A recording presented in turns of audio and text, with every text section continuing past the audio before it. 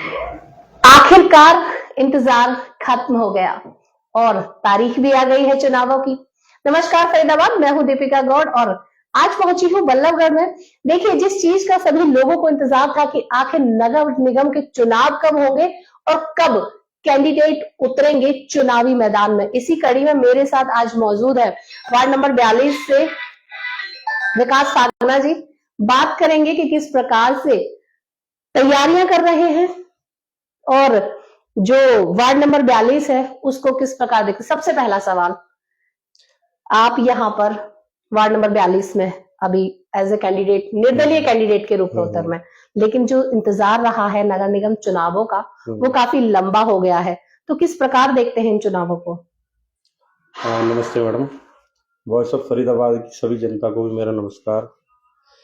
तो मैडम चलो 3 साल बाद आए, हाँ, पर कम से कम इन लोगों को याद तो आई कि नगर निगम में भी कोई पार्षद, कोई पद होता है जी। हमको तो ये लग रहा था कि शायद ये पद भी खत्म कर दिया गया है। ऐसा क्यों लग रहा है कि पद ही खत्म कर दिया है? 8 साल हो गए मैडम, 8 साल से अब हमारे यहाँ की जनता वो वोट भी देती है, टैक्स भी देती है, उनको क्या रोडों पे चलने का अधिकार नहीं है? क्या वो सीवर के पानी में चलेगी? गंदगी के ढेर पड़े है। अच्छा, उनकी परेशानी के लिए वो जाएंगे कहाँ? उन लोगों की पहुंच शायद ना वहां तक होती नहीं है कि वो हर कोई एमपी एमएलए के पास पहुंच पाए। आम जनता वहां तक नहीं पहुंचती है।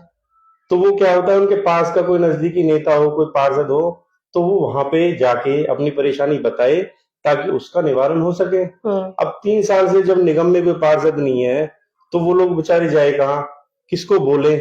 और जब पार्षद नहीं है तो ऑब्वियस सी बात है, स्मार्ट सिटी नहीं है भाई, ये खचरा सिटी बन चुकी है।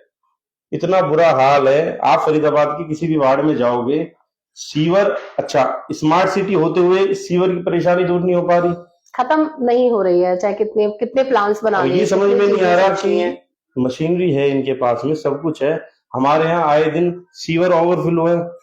अच्छा, निगम का कोई अधिकारी भी नहीं सुनता। तो चलो ठीक है, अब इलेक्शन आ गया है तो करेंगे तैयारी, और कोई पार्षद आएगा तो वो पब्लिक की सुनने की कोशिश भी करेगा, उनके कुछ दुख दर्द दूर होंगे, उनके काम हो पाएंगे। अब तैयारियों की बात की जा रही है, हाँ, किस तरीके से चुनावी रण में उतरेंगे, किस तरीके की तैयारियां हैं? क्योंकि देखिए, आप निर्दलीय तौर पर उतर रहे हैं, सामने पार्टियां होंगी, जनता के लिए भी कुछ चेहरे नए होते हैं, कुछ पुराने होते हैं। आप 15 साल से राजनीति कर रहे हैं, हाँ, तो किस तरह की तैयारियां रखी गई हैं? तैयारी मैडम ऐसी है कि हम फिलहाल लोगों के दिलों में उतरना चाहते हैं। हमारे यहाँ पे बहुत टाइम से लोग राजनीति कर रहे हैं और हर 5 साल बाद इलेक्शन आता है। पहली बार हुआ क्या, 8 साल हो गए इस बार। हाँ, इस बार तो ज्यादा लंबा समय है। तो पार्टियों के बड़े लीडर भी हैं, कुछ पुराने लीडर भी हैं। हमारा मानना यह है कि राजनीति में यूथ को आना चाहिए और यूथ का रिप्रेजेंटेशन करने के लिए मैं आज वार्ड नंबर 42 से खड़ा हुआ हूँ। मेरा मानना यह है कि जब यंग आदमी बाहर आएगा तो थोड़ा वार्ड की भी सुनेगा, वार्ड की परेशानियों को भी सुनेगा और निवारण करने का कोशिश भी करेंगे हम लोग ना।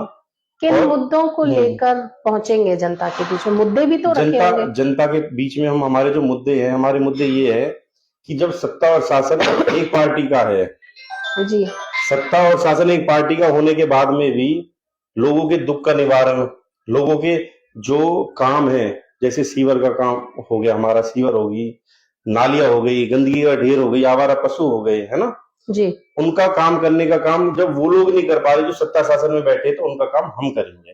देखिए, अभी बहुत सी जगहों पर देखा भी गया है कि विधायक तक जो है ना उतर रहे हैं, कामों के निरीक्षण कर रहे हैं। मतलब क्या ये कहा जा सकता है कि पार्षद अभी पद पर नहीं है तो विधायक काम कर रहे हैं, ऐसा कह सकते हैं? तो ठीक है, शायद मुझे लग रहा है जो हमारे यहाँ के जो एमएलए साहब है या जो हमारी बीजेपी पार्टी के यहाँ के नेता है, उनको ज्यादा अच्छा लग रहा नारियल फोड़ने में। वो चाहते नहीं है कि पार्षद नारियल फोड़े यहाँ पे, इसीलिए इतना लंबा इंतजार करवा रहे हैं। ऐसा लग भी रहा, हो भी सकता है, ये हो सकता है, पर ठीक है, सबका सम्मान है। सीवर की समस्या बता रहे थे अपने आप पे। अभी आपके जो वार्ड है उन 2 वार्डों को मिलाकर कहीं ना कहीं कुछ वहां कहते हैं ना, कहीं से कुछ लिया, कहीं से कुछ लिया और जोड़ दिया। वार्ड 42 भी कुछ ऐसा ही बना है। तो अभी सीवर के अलावा भी कोई ऐसी समस्याएं वहां पर है जिनको पुराने जो पार्षद थे उन्होंने दूर नहीं किया या अनदेखा कर दिया, ऐसा कुछ अभी लगता है? हमारा जो ये वार्ड है बहुत विचित्र वार्ड बना है। हमारा गांव और शहर ये मर्ज करा गया है इसमें, तो ये एक तरह से ना लोगों को परेशान करने का काम करा गया है।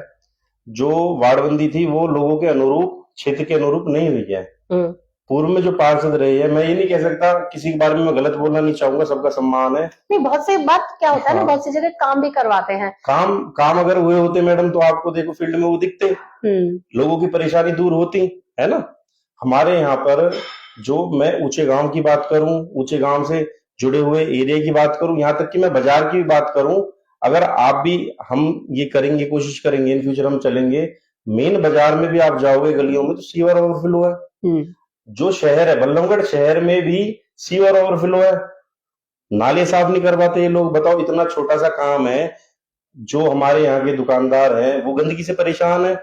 आवारा पशु या तो गाड़ी के नीचे आ जाते हैं या किसी को टक्कर मार देते हैं, उनकी वजह से दुर्घटना होती है मैडम, बहुत देखिए, बहुत लॉस होता है। हाँ, और इन लोगों को थोड़ा ये सोचना चाहिए कि शासन और प्रशासन बीजेपी का है, हरियाणा में सरकार बीजेपी की, देश में सरकार बीजेपी की, तो आवारा पशु ये दिख क्यों रहे हैं?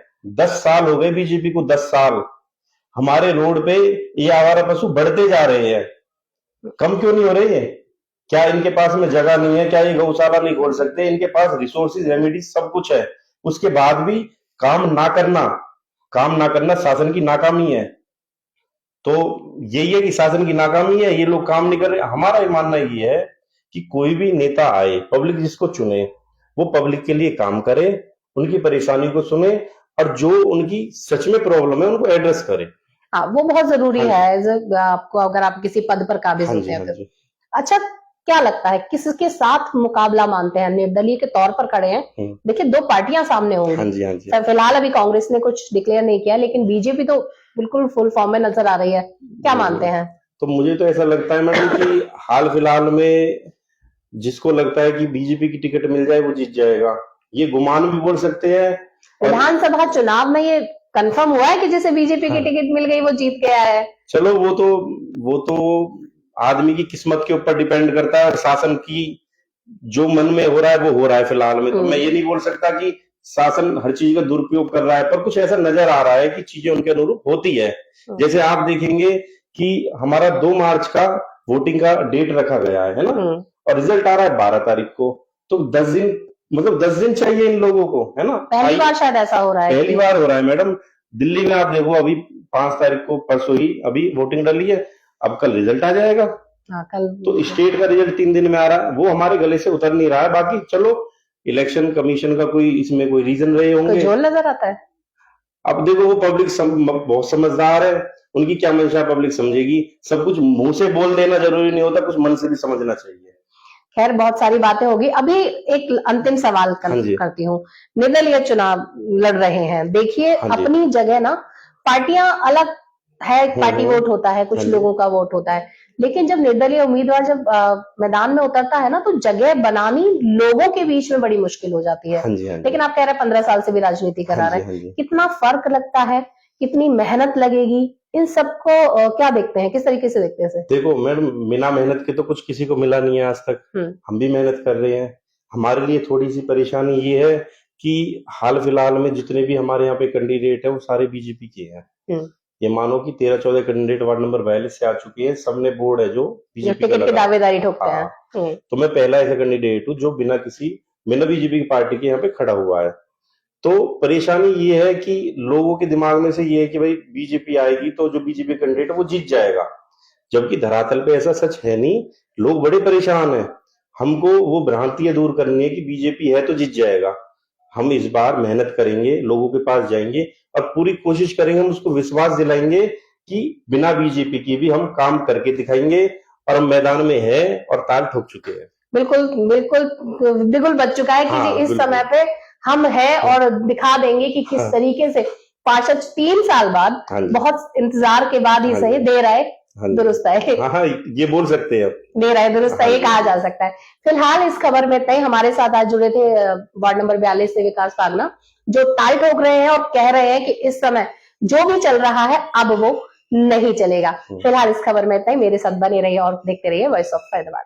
धन्यवाद आप सभी का।